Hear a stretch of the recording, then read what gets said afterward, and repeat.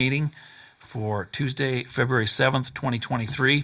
Please let the record show that all city council members are present, with Councilor Merrill joining us via telephone. We've asked Mr. Brooks if he would, there's also members of the city staff as well as members of the public here. We've asked Mr. Brooks if he'd lead us in the Pledge of Allegiance. Would you all rise and join me in the Pledge of Allegiance?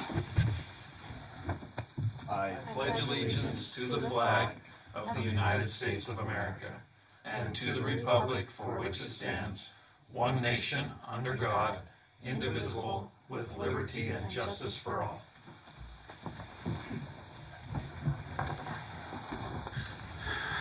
Thank you, Mr. Brooks. And I have asked Councilor Hanson if she would lead us in an invocation. Our dear Heavenly Father, we're so grateful for this opportunity to meet together as city staff and council to think of the needs of our community and of our residents. Please help us that we may have thy spirit to guide us in the decisions that we make, that we can be fair and judicious and keep in mind the things that the city stands in needs of. We're grateful for our public safety and for all of our employees and all that they do. And please bless them and keep them safe so that they may return home to their families.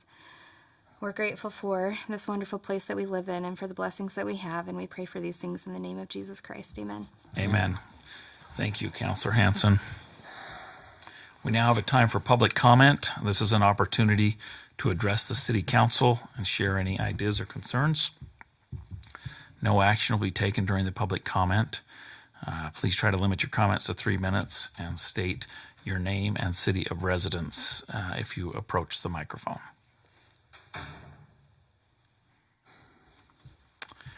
Seeing none, we will move on to presentations and reports.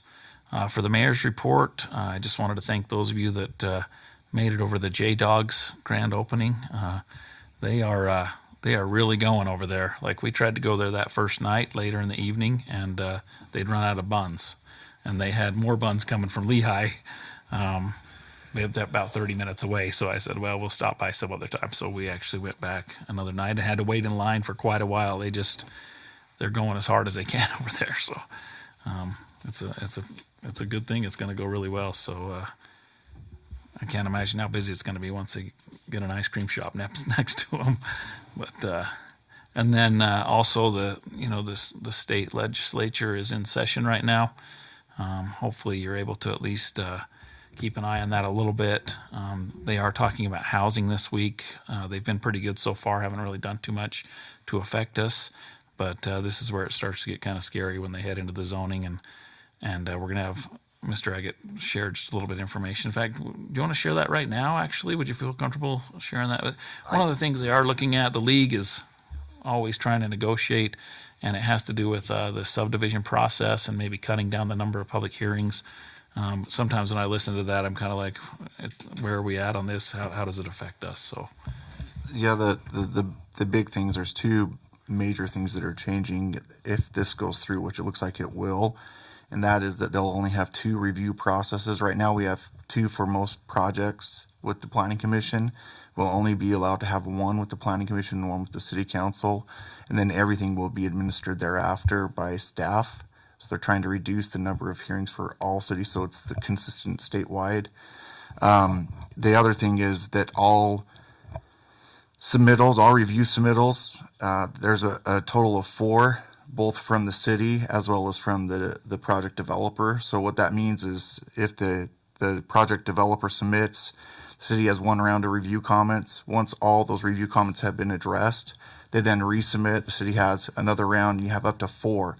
After the 4th, there's no other rounds. So the city can't go and add additional comments by the 4th review. It needs to be definitive and ready to go. There's even some discussion by the legislature to say that if the cities want to add any additional comments after 4, then the subdivision is automatically approved as basically a stick to keep cities in line with that behavior. So that's what we're hearing. One other thing that's really kind of strange, the legislature is trying to make available special use district funding and bonding funding to developers that have typically been publicly available only funds. they're trying to find a way to make those funds available to developers and then putting the residents on the hook and having the city kind of babysit those bonds thereafter. So we're not quite sure what that looks like, but those are the things we're hearing right now. So does that pretty much cover kind of the Yeah, key thank points you. you think? Yep. Okay. Could I just say something quick, yeah. Mayor? In years past, I know we've voiced concerns to you guys that we feel like we're getting shafted by the league. I have seen them stand up to some things this year, and I know we've been getting beat up on Facebook a little bit. And we don't take orders from them in any way, shape, or form. We use them as a legislative body, a lobbyist body on our behalf. The Justice Court one was a good example this year. They come out with all kinds of crazy stuff there, and finally some other cities stood up and said enough is enough. We're getting out of the. We're not going to support this. Plain and simple. We'll get rid of our justice courts. And they backed off. Yeah. So I hope it was a lesson by the league that they learned that we have some strength in our numbers and we need to keep doing this on some of these crazy ideas they keep coming up with. So that was at least encouraging. I know we've said for years that we felt like we didn't have that representation, but I felt this year's been better than the last 2 or 3. So that was encouraging. I think that was good for us. So we'll see how it turns out. But so far this year's been relatively well. Yeah. Better. Okay, thank you.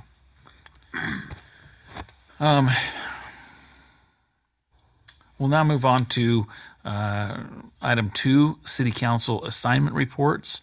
Any reports from the City Council on their assignments?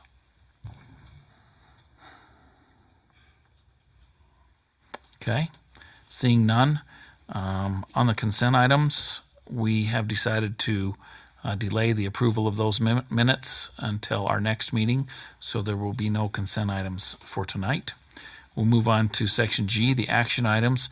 Consideration to approve resolution 2023-08, amending personnel policies handbook, policy 7-4, appeals of discipline, grievance, open communication. Ms. Como. So this is just a small change to the appeals of discipline, grievance, and open communication policy, just adding the mayor as an option for employees to discuss concerns with.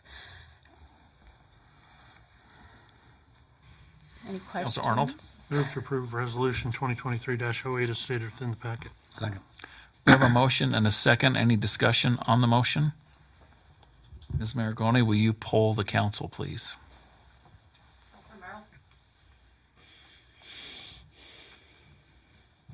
Yes. Yes. Yes.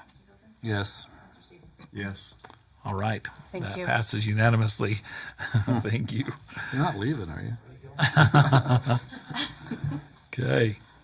Item number 2, consideration of ordinance number 962 to approve Hammert Small Subdivision Plan and Plat located at approximately 5759 South Weber Drive in Riverdale, as requested by Alexis Hammer, Scott Hammer, and Marino Martinez.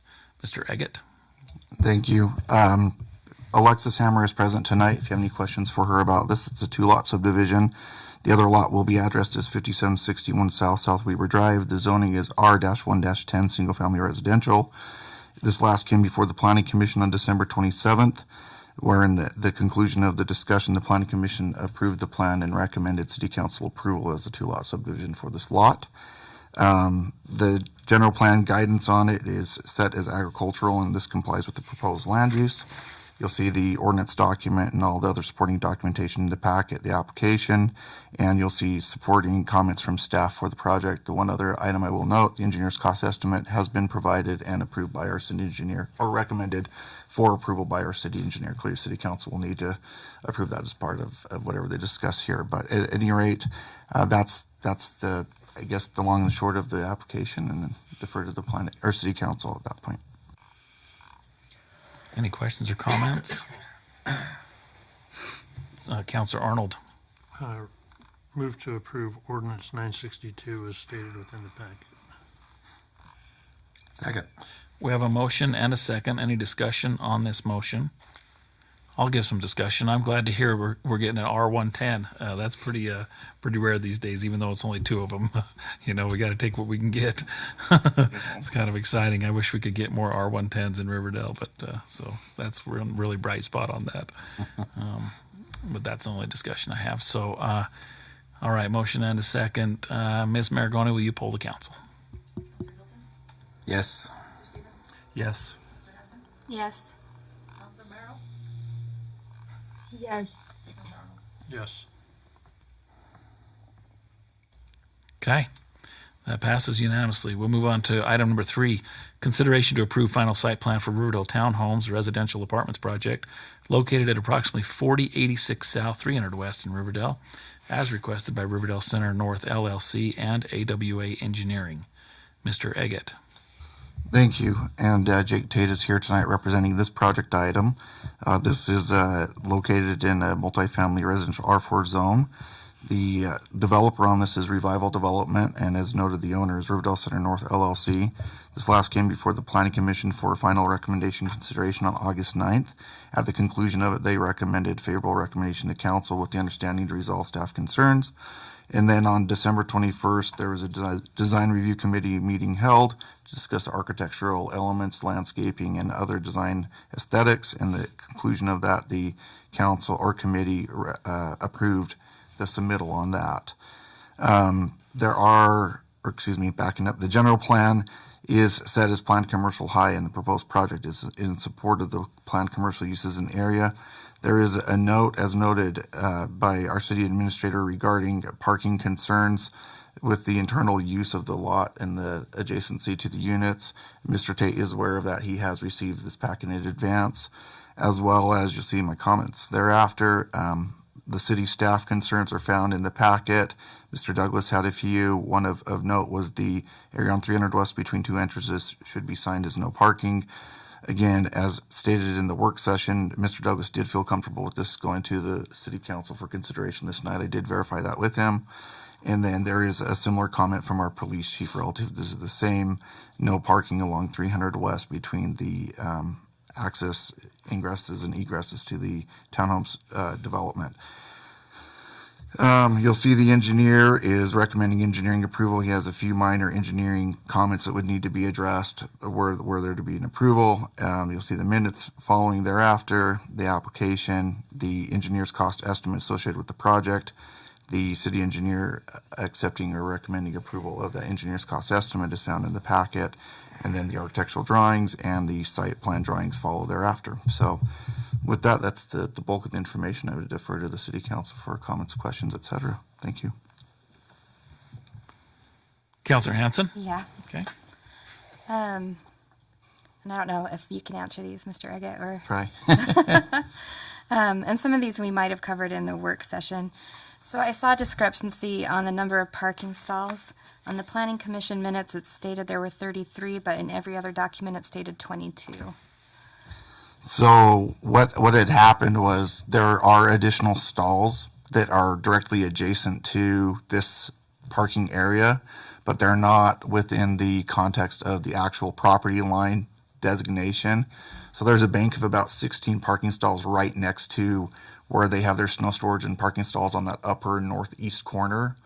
And so once I better analyzed the numbers, I had to obviously only give credit for what was actually within the confines of the actual boundary. So that's why that number changed. Okay, so it's not taking in the business next door or anything No. like that? So theoretically speaking, there are additional stalls, but they're not part of the actual property lines of the site right next to where those parking bank up there in that corner are. Okay. And these units don't have basements? No. Right? No basements? And you did mention, although there's kind of like in the drawing, it looks like alleyways, they do have individual driveways? They do have, each home has a small, it's kind of like a small individual, I don't know, is it wide enough for a car to actually park outside of the garage, Jake?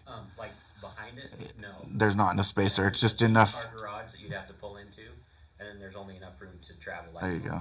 Okay. So I do want to share my concerns about it also. I mean, a lot of times we have site plan failures with these type of developments, and I can't be too negative about it. I lived in a really great townhome subdivision for about 10 years, but ours had basements and garages, and we still had, of course, major parking issues. And so I know maybe this is something to consider for your CCRs, but something related to not allowing storage in the garages so that they're used for their purpose, because I think that's one of the main issues that pushes people out onto the streets and in parking, and even with ours with basements. there were people that used their garages for storage instead, and it created a lot of extra stress on the parking. I do have concerns about enforcement, but I know that this is within the code, what the code allows, and especially concerns about the daycare across the street if people are parking on Pacific Avenue because they've got the pickup and drop off, and it could become a safety issue. And I imagine we'll get complaints from the daycare, but that would be my comments to you. If there's anything else that can be done, and maybe that's through the CCRs and enforcement within the HOA, if there is an HOA. And to Mr. assist the Sorry, city. Mr. Sorry. Tate, if you're going to make any other comments, we'd like to invite you to come up to the microphone. Yeah, you're well. We'd love to hear any comments you have, but we just want to make sure everybody can hear that's I'll joining sign us. it. So, thank you. Jake Tate, Anderson Walden Associates, 2010 North Redwood Road, Salt Lake City, Utah.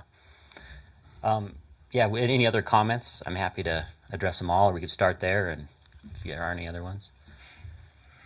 So yeah, definitely we'd want to address that with CCNRs. Our parking requirements do meet city code, and that's something that we're cognizant of, and we tried to get as many.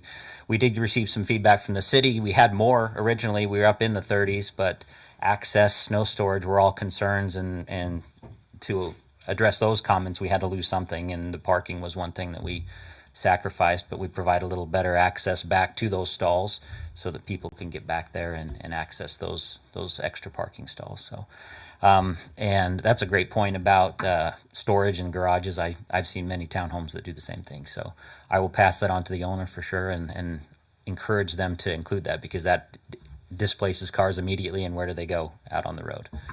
And then to address the parking concerns that are in here on the road, we're happy to consider whatever the city would like us to.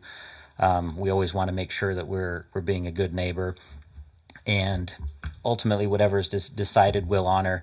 I would encourage us, though, to make sure that whatever these requirements are, and whether it's from the police or the fire, that whatever is imposed on the development is within the bounds of the code and what is allowed by the city. And there might be a carte blanche if the police department and fire say you do it. That's fine, we will. However, the location of the road is probably one of the lower accessed roads in the city. Other than the homes that we're adding, there's very low traffic that's back there. So if it was on Riverdale Road, obviously we'd have major concerns that you're passing thousands of cars a day, but where there's a handful of cars that drive past here a day, would having a few cars on the road be a huge safety concern, where that takes place all over. I looked across the road when I was here. There's a bend right here as you come into the city hall, and there's cars parked along the road. And maybe you guys can tell me, I don't know how safe that's been, or if there's been accidents on the curve or not. But so that's all I would say. We're happy to stripe it if we need to, but as long as that's within the bounds of the code, we want to make sure we follow the code and not be unduly burdened beyond what the code requires. So, but we're happy to stripe it off if we need to. Councilor Stevens. I personally have not been in favor of this development from the zoning change, and I'm inclined not to support it tonight for a variety of reasons. But that's great that you're willing to do the minimum of what the code requires. I commend you for it. I'm sarcastic as could be. But hey, you're meeting what the code requires. Having lived and having had children that live in such types of facilities, I don't see this being for elderly or seniors because of the stairs. I don't see a lot of young families with young children because that gets old real quick. But I do see a lot of single, 2, 3, 4 single people in a unit with 3 or 4 cars per unit, and not having enough parking. That's a major concern. And Pacific has a whole lot more than a handful of cars using that as a traffic access. And the speed is not high, but it's moderate. And so I'm just, boy, it would be nice to have on-site parking and not off-site in the road parking. That's an exception, not a standard or go-to. That's all. Thank you. Okay. Was Councilor was Arnold. there a traffic study done? I mean, No. when you say there's a handful of cars, do you know how many are? I don't. I just, from looking at the map, it's not a main thoroughfare. There's nothing, no destinations further down the road that would really facilitate a lot of.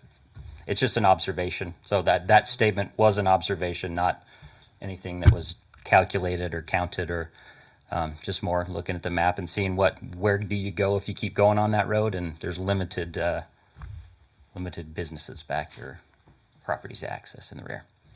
So, and thank you for your comments, Councilor Stevens. We have concerns, and that's all I'm saying is where do you stop, right? I mean, the code's there to be your framework. It's not that we're trying to do the bare minimum. We could add 100 parking stalls and have 2 townhomes on this unit, and it wouldn't pencil out for the We'll pass developer. Yeah.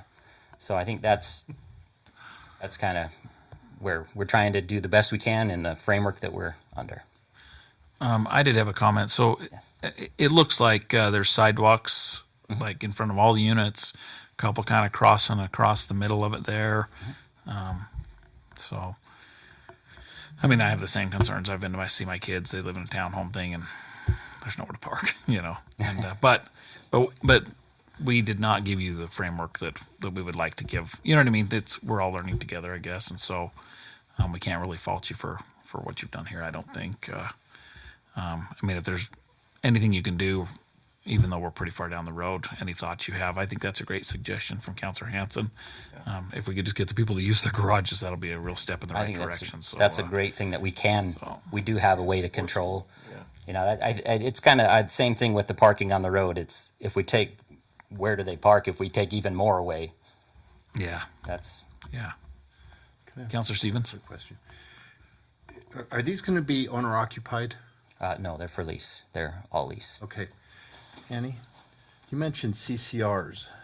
Do you have CCRs because this is under the lease agreement then, not a CCR? There'll be an HOA that's formed to basically control what happens internally to the site, and that would be a portion of that document that governs the rules of the development, and that can be enforced. Yes. Or okay, all right. And you might consider also, I don't know, actually, the number of people that could live. I don't know. I'm concerned, Councilor Stevens, you could be right. There could be a bunch of single people living together with 4 cars. My daughter lived in one of these types, 3 stories, hauling up one child, but boy, when she had the second child, going up the 3rd story, and then with the stroller and all the stuff, and then parking on the ground level and stuff, it's like once the second child was on the scene, she was out. It wasn't working, and so for a young family, if you can afford it, hey, it's just the feasibility of it makes it difficult. I am excited to see these. I mean, it's going to fill a kind of a need that we have.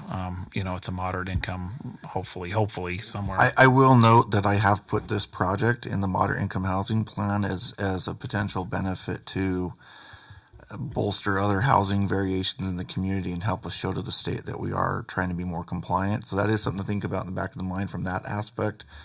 All the parking issues aside, this is something that we could report on. The developer has also talked about these being more young professional units and trying to accommodate rent rates that are more reasonable and realistic, maybe even 80th percentile rent rates if he can afford to lease them at that rent. So he is trying to kind of hit that missing middle. You've probably heard that term more and more lately. He is trying to make these more affordable for those missing middle people who need housing that maybe don't want to live at mom and dad's house anymore. So that is, on the flip side of the discussion, something to think about with this discussion. So for now, Revival Development's going to hang on to all the ownership. That's and correct. just more like apartment. Yeah, that's kind of a correct. lease And try to situation. create lease situations that accommodate individuals who are maybe a little more economically stressed, maybe the young nurses of the world and those sorts of things, yeah. Workforce housing is what they're shooting for, to be able to hit that.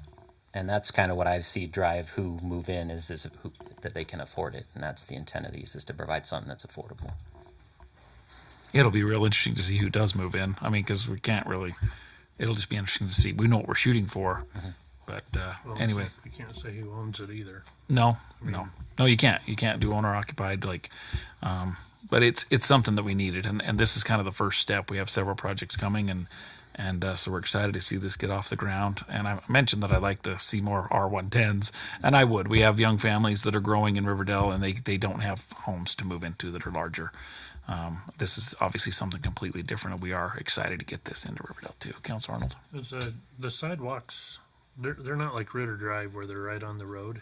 There is a park strip. I don't think so. The On the way road, it's- in the public right of way, they are out on the road. There is a park strip. Some of the internal sidewalks do follow the curbs, but when you walk out there of your apartment or your townhome, excuse me, there is landscape, and then there is landscape on the other side of the sidewalk. But there are a few places where it is adjacent to the curb. But throughout the entire development, every unit can be accessed through ADA means.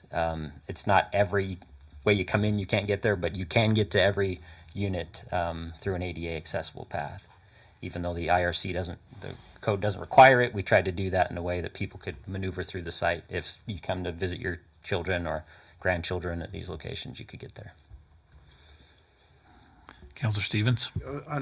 In Roy, and I don't know if you travel on 1900, up to a couple years ago, there used to be this orchard right on 1900, a busy road. And they put in a development, and it was essentially townhomes. And one of the things that they did on it that I kind of like is they have a wrought iron fence that separates. I mean, so you can see through, but it keeps, I don't know if it would keep a small dog in, but it would keep a child in. And it would keep, so it's not like you can park on the street and just walk in. You still need to walk around to an access point. Mm-hmm. Is there going to be some sort of a barrier? Along the north and the east boundaries, yes, there is a full fence along both of those frontages. It ends at where the parking is up in the northeast corner. There is none along the road. I'm not sure if the code allows for front yard fencing, but yeah, we aren't proposing one along the actual road. But the other two. Well, that's kind of where, for a whole lot of reasons, to include safety, mm-hmm. Would be nice to have. I mean, there was a resident here who lived on Ritter Drive, Gary, who put a big giant rock in the corner of his yard because if people came down the hill just a little too fast, kind of missed it, would end up on, and it has. So he put these big rocks, whatever. But not to say that somebody would come up on that, but it just kind of makes it, keeps things a little more contained. And, because if you have off-site or off-road parking, you can just park in front of your house and walk in. And it's like, so what? It's right there. It's a whole lot easier than going over to the designated parking stall or parking. But anyway, I would encourage you to put in a barrier or a fence, or and again, the one in Roy is very architecturally aesthetic, something of that nature. Anyway, thank you. Okay. Councilor Arnold. So, I think putting our police in there, they're going to be called right and left, and it's ridiculous to put them in that. It's just greed. It drives me crazy. It's one of my pet peeves of life, and just the way it's set up for where it's at. And I know you're being tasked. I mean, you're paid to do this because that's what they told you to do. But yeah, I'm willing to take the hit from the city. So I mean, I'm going to be voting no. So I mean, if you want to grab some lawyers and push this thing through, that's great. But there's no way I'm going to support this one. Any other comments? Okay, if there's no other comments, a motion will be in order. Councilor Hanson. I'll make the motion that we approve the final site plan for the Riverdale Townhomes as provided in the packet. I'll second. Okay, we have a motion and a second. Any discussion on the motion? Ms. Maragoni, will you poll the council? Councilor Stevens? No. Councilor Hilton? Yes.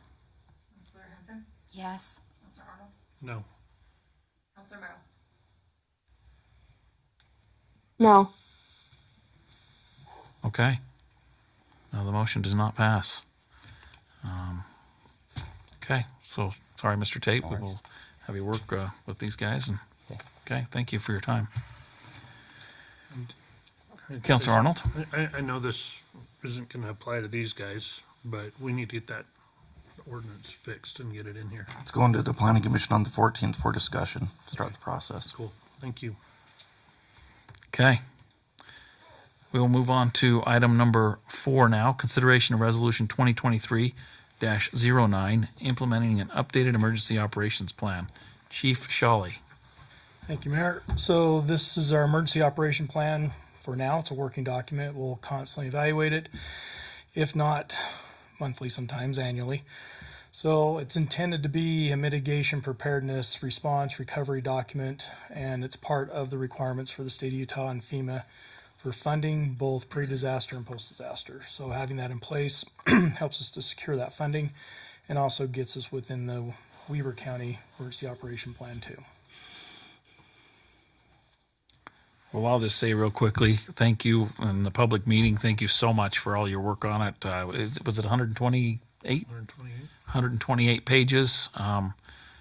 And I mean, the number of changes and the amount of work that went into it What was the hardest part was? what? Changing the page numbers at the front. I saw that. Yes, changing indexes or table of contents, all that stuff will just drive a person completely crazy. I mean, every change you make changes the table of contents again. Rolls it again. So please know that does not go unnoticed, and that just shows a great deal of work. And it's a document that's very necessary, and I just want to express my appreciation for you getting that, and it's going to come in very handy at some point, and we'll be very indebted and grateful to you for doing that. Councilor Stevens. Yeah, a few years ago, before your tenure started, there was a significant push, and hopefully I haven't heard of it recently, of having, I don't know, Citizens Academy, CERT training, these types of things, which I participated in.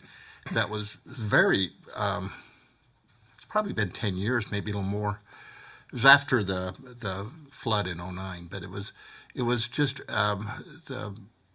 was really good to have a big picture understanding instead of just being a block captain, which ultimately CERT training does qualify you to do, but it lets you know what's going on. Now, I saw where you had that on your plan, and I'm assuming that's the CERT training type is gonna. Have you been doing that? I haven't. So heard we've had very little interest in Riverdale. We've done some stuff over the years to kind of try to improve that, and the interest hasn't improved. So the ones we do have interest in, we refer to the Weber County CERT training, okay. And so that is still going on. There is a little bit of push coming back again. But the CERT training captains and everything has kind of changed a little bit, and so that's also. And I think the church was heavily involved in it at one time, and that's even kind of backed down a little bit. So we've seen kind of that happen. Councilor Arnold. I think one thing, this is kind of weird, but instead of doing a CERT training with the city, I think if we get with like the individual wards, because Riverdale Stake is Riverdale City plus, some intercity wards. But if we do the CERT training as an activity for the wards and get involved in that, and even do it with the Alpine Church and all that kind of stuff, I think we'd get a better turnout, because each one of the bishops is told, you are responsible for this if something happens. So, and like, just so everybody knows, Chief Shawley and I have talked about, what do I do if something happens? So, where do we go? Because we have the manpower, so that's one thing, that a possibility that we can get going, and I'm sure that the stake would be open to all that. One thing that we did in Layton was we started training the public in the CERT trainer program, and once we got the program up and running and we had outside citizens running that training, then the fire departments were only brought in for certain segments, and that really improved it as well. So there are some things we're looking at. It's just getting the interest back up again and running that, and which will then bring in radios and communication stuff. And so there's a lot of work to still be done. And there was a time when it was very well received and people were very active in it, and you know what I mean? So it is interesting. And yeah, everybody's comments, yours is probably right. Maybe going through the churches somehow would do that. But I remember people in my neighborhood, they were excited about it. People were going to CERT. Everybody was involved in CERT, and it might have had to do with the flood. But it's funny that you say there's not much interest, because when I think of Riverdale, I think of people interested in CERT, you know? Yeah, Randy's been involved in it for a long Yeah. time, and he's really struggled with getting some people interested in it. Well, as far as watching something this year, I mean, we're to the point now where it's going to be the temperatures Oh, yeah. of the melt that's going to be. Yeah. I mean, they hope that it's warm during the day, cold at night. Because I read an article today that said, you know, if it melts during the day and then freezes at night, it doesn't go in the ground as fast, and it's slow runoff is what they want. But I've already talked to Sean about doing one of our exercises for a potential flood. Yeah. So they'll also check a box for us, but it'll be good to prepare for it. So it's good. I think I had a list of like who would get copies of the plan. Like, I mean, I know I'd certainly love to have You get one. yeah. And I mean, because there's a lot to it, and there's no way I could remember what's in it. So having a hard copy would be really helpful once we get it nailed down good. So, okay, Councilor Arnold. I'd move to approve resolution 2023-09 as stated within the packet. Second. I have a motion and a second. Any discussion on the motion? Ms. Marigold, will you poll the council, please? Counselor Arnold? Yes. Counselor Hanson? Yes. Counselor Merrill? Yes. Counselor Stevens? Yes. Yes. Okay, great. That passes unanimously. Thank you. Item number 5, discussion regarding upcoming budget planning meeting. Mr. Brooks. As I mentioned in the pre-planning meeting, we had reached out to you and checked with everybody, and we never did hear back that anybody couldn't make it on the 4th of March. But since that time, we have found that 2 of the department heads are not going to be there. So my hope was, and we can't on the 13th because Cody's gone on the 13th. So my question was, and this was right after I'd sent that email out, and I didn't want to bug you again by email, if the 18th would be an option for you. That seemed to work a little bit better for us. I just didn't know where you guys were at with that. That's the 18th of March. Right. That was kind of the next best date. The other, Dentist appointment. I know, I'll I be know. out of town. The other option we could look at is we could take both those Tuesdays in March, in particular the first one, and we could, I don't know what Mike's got coming down the pipeline, but we could really streamline that. And even if we split it up into 2 different meetings, we could maybe accomplish the same thing on 2 Tuesday nights. So keep our calendar for the council meeting a little bit lighter, and then worked on those. But that would be another option. We don't want to go too far because we've got to get this done and get moving on it. So What I don't about know the where you're at. 25th?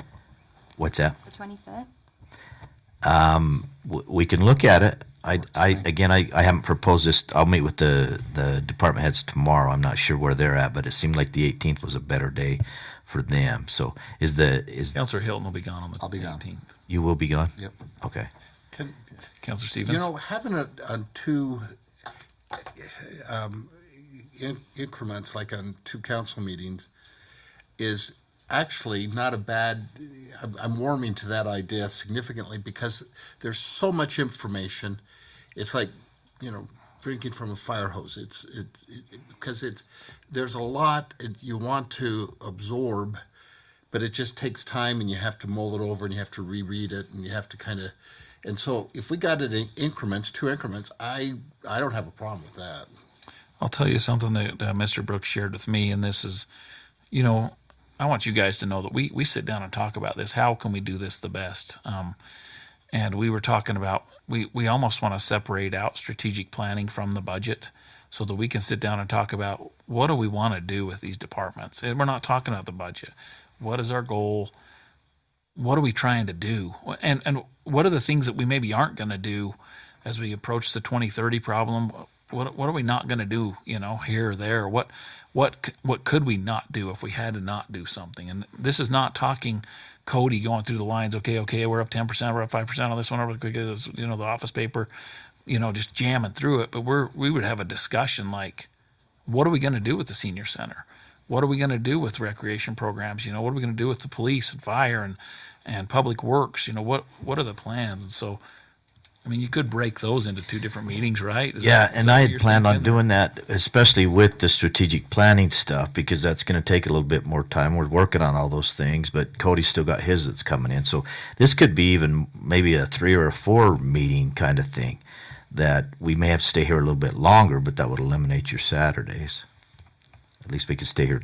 I mean, everybody plans on being here.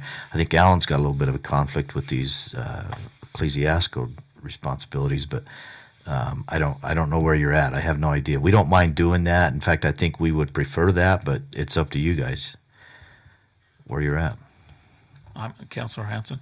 I don't mind the budget meeting staying later for that because it's business is business, but I think it would be helpful, at least for this first strategic planning meeting, to have just real time as the council to talk through what our priorities are for the community, for the services that we provide for the employees, where we're not completely driven by the business side, but that we're all on the same page, strategic planning wise, of what we want to provide and protect as we move forward and for our community. So that one I have a hard time breaking it up because that feels like it should be more of one piece, but like you guys said, separating it from maybe the budget and the business part of it, just to help us guide our decisions a little better.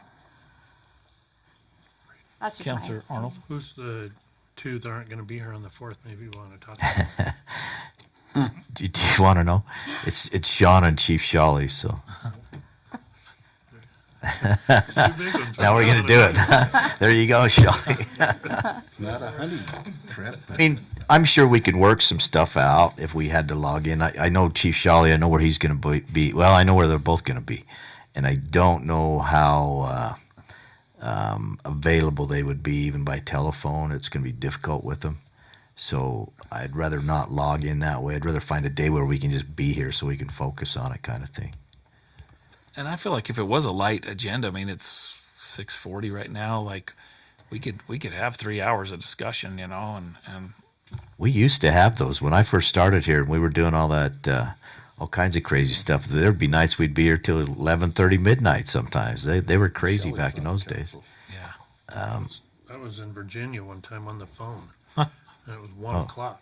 Yeah, It was brutal. yeah. I'm like, There were some late ones. We've been kind of spoiled, but it would be easy enough. I mean, we can control that enough on Mike's thing. Some of those are a little bit more time sensitive that we could, if we snuck 1 or 2 of those in each week, we can still do it. I mean, we can make it work if you guys are willing to stay a little bit later, but it's up to you. I Are don't we care. thinking we want to do the strategic planning part first? I would rather do strategic planning after. I'd rather do. They, in a sense, they go hand in hand as we get closer, especially to 2030. They're even getting even more so.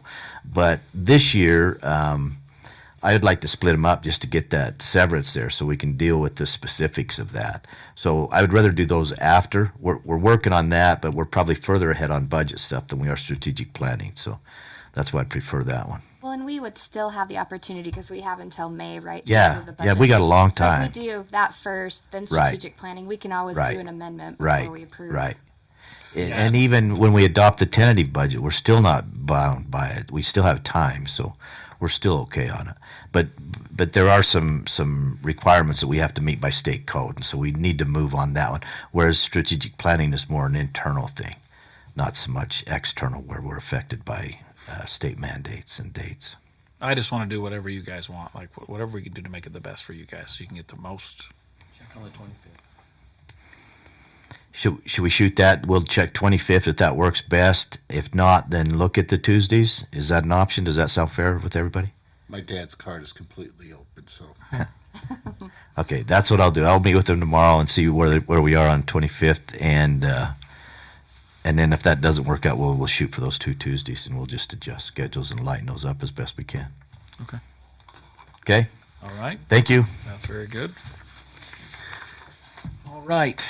Moving on to the comments section. I guess Councilor Stevens. And I'm not sure direction, if it's Sean or Chief, but there is on about 1000 or 1000 West and 4600, which is, if you go behind Ken Garf, if you go behind Floor and Decor, there's a road that comes back. It's part of the parking lot that comes onto that road. and it used to have an island that come up. They've removed the island, but the cars coming out of that parking lot onto 4600 South go pretty quick, and there's not a stop sign, there's not a yield sign, there's no sign. And I don't know if that's for the safety or risk management, or if that's Mr. Douglas or Chief, but would you please look at that and put some sort of appropriate traffic sign to Is this a specific time of day, or is it all day, or?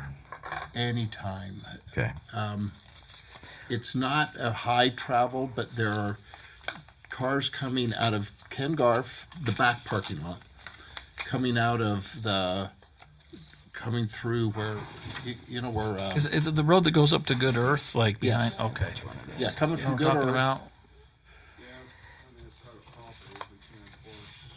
Yeah, and We put a stop sign? Put a sign, a yield, you exit onto the road. Yeah. because they're coming out of that parking lot right on, and we just hit the brakes or go real slow because they'll just shoot right out. Is that a road? Is that considered a road?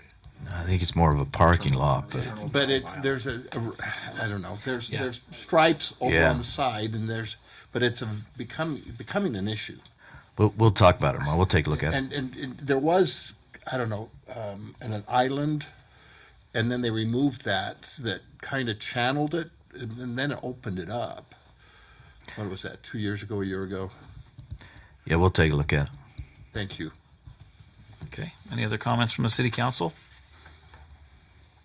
Any comments from the city staff?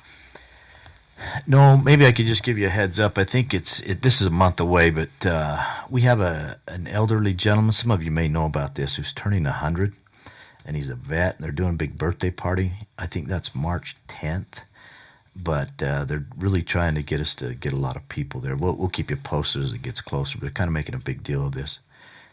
He's got, I can't remember what it was. Oh, he's a Purple Heart too. A pretty decorated war veteran. And he's one of the last that's still alive that's that old, so we'd like to get a good crowd out and support that. So I don't remember his name, but they're going to do it over at the senior center there. Rich and them are working on a pretty good presentation on it. So just giving you a heads up if you can get there. I think it's a Friday afternoon. They're doing a big birthday party for you. Is Pete Peterson, the Marine Peterson, is he still around? Does he pass away? I don't know who that is. He owned, Peterson Auto, which Oh. became Ken Garf. Oh, okay. And it's the grandpa. patriarch, Yeah. the grandpa. That I don't know, Alan. His story is amazing, amazing. So, but I don't know where he's at or anything. So, That's all I had, Mayor. Okay. Chief, approach the microphone, please. I don't know if you guys saw, we had that oil leak on Riverdale Road. Oh, yeah. Just under 100 gallons is what we found out. So just in the public forum, I wanted to thank the Public Works people. I thought Sean might be here tonight, but thank Public Works for their phenomenal job helping us out. It's a UDOT road, but we were not getting a good response at the time. So they brought out and really helped us get that thing under control with the hazmat unit out of Weber Fire District. And I believe Casey's the one who finally tracked that guy down and helped us determine what truck was leaking what. So there's a couple containers in the back that were improperly stored, and it caused the leak. So if anybody saw that, it would shut down I heard about it on Facebook. They said it was a mess. So, both Yeah. west and eastbound lanes because he turned around. So, oh, geez. but yeah, that's just one. Yeah. Thank you, Chief. Thanks for handling that too, as always. Oh, one thing, if you want to pass on to Casey, I did see that he's like the PIO in that emergency plan, and I don't know if he knows that, and if he knows that. Okay, he likes that kind of stuff, huh? Perfect. Well, I was like, okay. Anything else? All right, I don't have any comments, so a motion to adjourn to be in order. so moved. Second. Motion and a second. All in favor, say yes. Yes. All right, we are adjourned. That was kind of loud.